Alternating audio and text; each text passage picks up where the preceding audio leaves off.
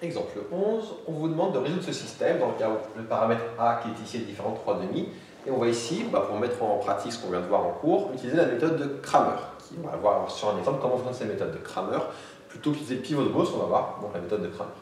Comment ça va fonctionner? Alors, le point de départ, ça va être grosso modo le même. Je vais considérer A, la matrice qui va être associée au système qui est ici. Je vous rappelle comment ça fonctionne.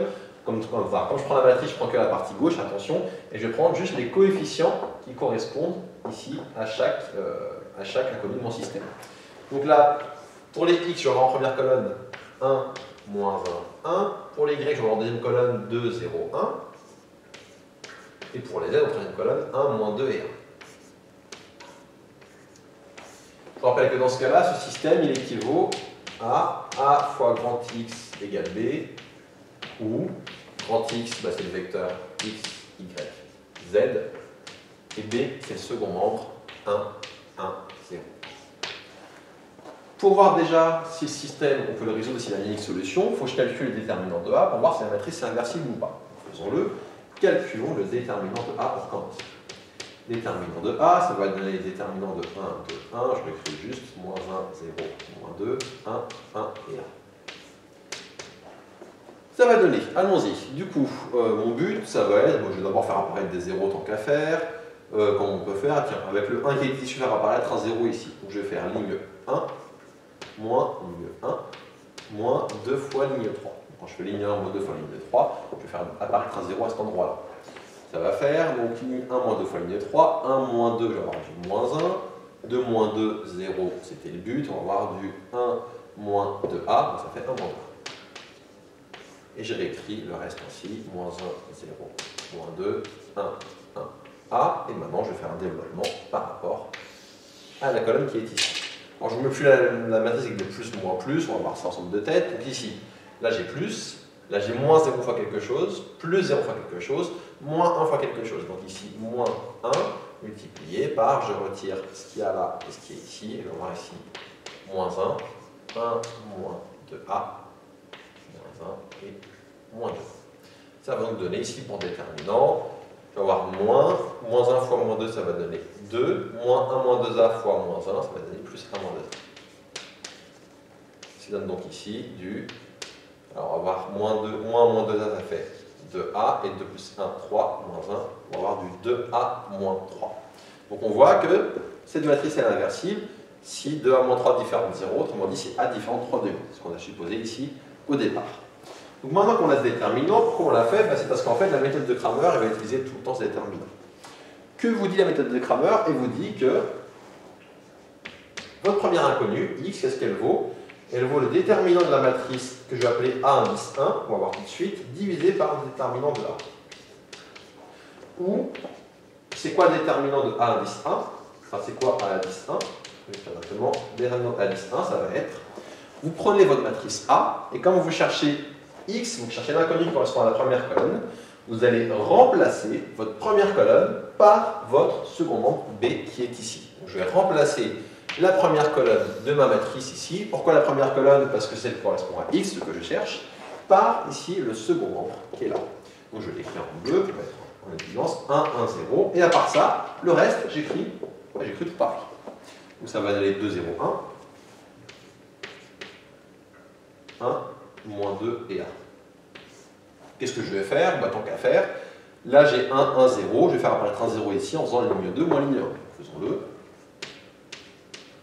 Ligne 2 moins ligne 1, ça va donner, donc j'ai fait les lignes 1, 1, 2, 1, ligne 2 moins ligne 1, 1 moins 1, 0, 0 moins 2, moins 2, moins 2 moins 1, moins 3, et je ne touche pas à la dernière.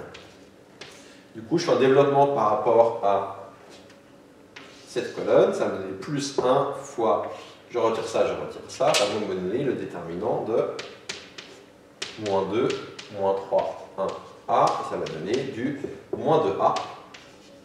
Moins 2A, et ici, ça va donner moins 3 fois 1, donc moins 2A plus 3. Donc, qu'est-ce qu'on trouve ici? X, ça vaut donc, déterminant de A1, c'est moins 2A plus 3, sur déterminant de A, c'est 2A moins 3. Vous pouvez observer que ça, c'est moins, entre parenthèses, 2A moins 3 sur 2A moins 3, je peux simplifier en haut et en bas, et je trouve ici moins 1. Donc x vaut moins 1. Maintenant, on va calculer y. Pour calculer y, ça va donner, ça va être le même principe, c'est le déterminant de ce que je vais appeler A indice 2 divisé par déterminant de A. Ou, c'est quoi le déterminant de A indice 2? C'est le déterminant de la matrice. Je vais prendre ma matrice grand A et je vais remplacer ce coup-ci la colonne qui correspond à Y, donc la deuxième colonne, par mon second nombre qui est ici. Donc j'écris la première colonne telle quelle, 1, moins 1, 1. La deuxième colonne, ça va être 1, 1, 0. Je la remplace par le second nombre. Et la troisième colonne, je la laisse telle quelle, 1, moins 2 et 1. Donc là, pareil, je vais d'abord faire apparaître un 0 ici. Pour ça, je vais faire ligne 2 moins ligne 1 à nouveau. Donc ligne 2 moins ligne 1. Donc la ligne 1, je la réécris, 1, 1, 1. Ligne 2 moins ligne 1, moins 1, ça fait moins 2. 1, moins 1, 0, c'était le but. Moins 2, moins 1, ça fait moins 3. Et ici, je vais avoir 1, 0, 1. Je vais faire ce coup-ci mon développement par rapport à cette colonne. Ça va me donner donc plus moins, donc là je vais avoir un moins qui va sortir, moins 1 fois, hop, et on va essayer le déterminant, moins 2, moins 3, 1 et 1. Ça fait donc moins facteur de moins 2a, moins 2a, moins 3, moins 2a plus 3. Ça fait donc 2a moins 3. Donc qu'est-ce que j'obtiens? J'obtiens que y,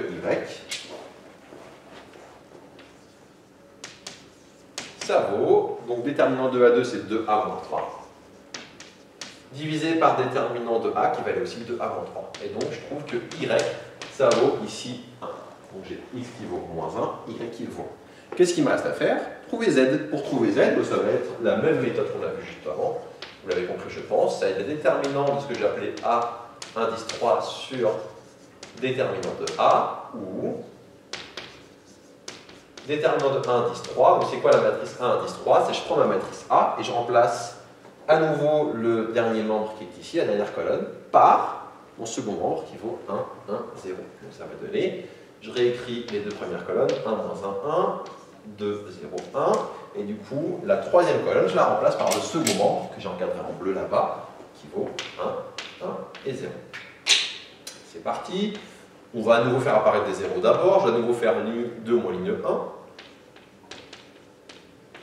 Donc quand je fais ligne 2 moins ligne 1, je recopie la ligne 1, 1, 2, 1. Et ligne 2 moins ligne 1, ça va donner moins 1, moins 1, moins 2. 0, moins 2, moins 2. 1, moins 1, 0. Et là, je vais voir 1, 1, 0.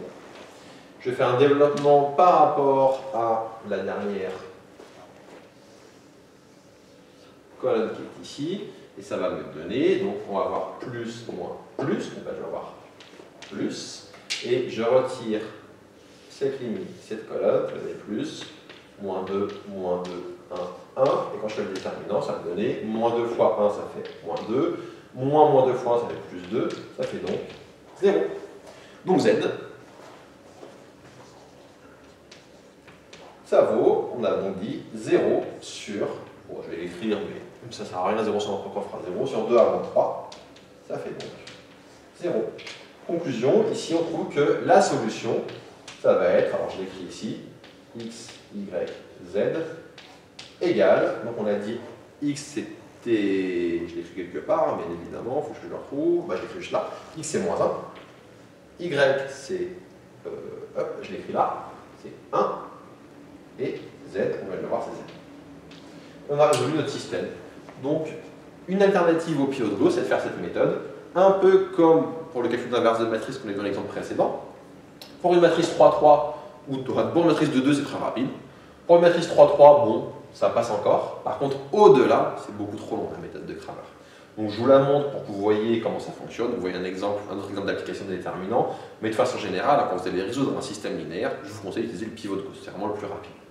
Et ça termine ici cet exemple.